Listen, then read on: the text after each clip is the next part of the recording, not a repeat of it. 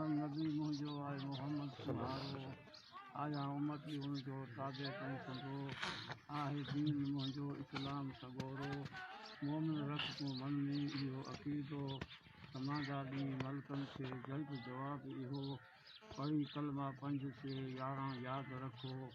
पहिरियों कलमो तैयब जो सोपन सही सिखो ला इलाहा इल्लल्लाह मुहम्मदुर रसूलुल्लाह सल्लल्लाहु अलैहि वसल्लम ॿियों कलमो शहादत जो पढ़ी परूरियो अशहदु अल्ला इलाहा इल्लल्लाह वहदहु ला शरीक लहू अशहदु अन्न सय्यदना मुहम्मदन अब्दुहु व रसूलुहु ॿियों कलमो तौहीद जो सोपन सही सिखो ला इलाहा इल्लल्लाह वहदहु ला शरीक लहू लहुल हम्दु व लहुल मुल्कु व लहुल हम्दु युहयी व युमीतु व हुव अला कुल्लि शैइन क़दीर अब्दन अब्दा ज़ुल जलाल वल इकराम बियदिल ख़ैर व हुव अला कुल्लि शैइन क़दीर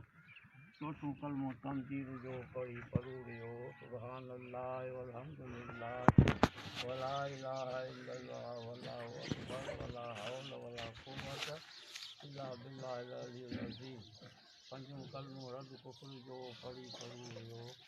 अल्लाहुम्मा इन्नी अऊज़ु बिका मिनल मुश्रिक बिक शयअन व अना आलमु रब मुंहिंजा पनाह घुरां थो तो करे थियां किसी में को शरीक करियां ॼाणे मुंहिंजा वास्तगफिरुक लिमा ला अअलमु मर मङां थो मूं धणी तोखां कयाई कि अॼाण जे चिमको थोक थो सिंघाई तुब तो रज तो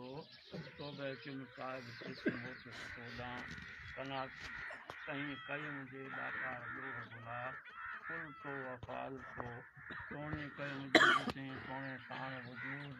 तुझे पधरे अंगरे मरई मूं महबूब हो जद ईमानी ताज़ो ईमान आंदो मूं कुफरा किस दूर मूंखे मोमिननि खे मौला करी मग़फ़ूर वक़्त उल कुफ़र वल इस्यान वॾी चिनी दूर चिम कुफ़र पाण कना छॾियम ॾोह ॾे धणी मटायूं मना असलम तो आमन तो इस्लाम आंदुमि मुसलमान थिस आहियां उमेदवार तूं मराईंदड़ मूं धणी सभा जा कतार साबित रख सच जे तौफ़ीक़ ॾींहुं ॾात वअक़ूलु अशहदु अल्ला इलाहा इल्लल्लाह वहदहु ला शरीक लहू अशहदु अन्न सय्यदना मुहम्मदन अब्दुहु व रसूलुहु हाणे चवां हेक धणी ही सची शहादत मूंखे मुसलमान करे नेड़ी नबी सथ मूंखे मुसलमान करे दुनिया कंदा रसाणी हज़रत रसूल खे मिठो मुस्तफ़ा सल्लल्लाहु अलैहि वसल्लम आया मुसलमान अॻु ई सचो दीन कंदो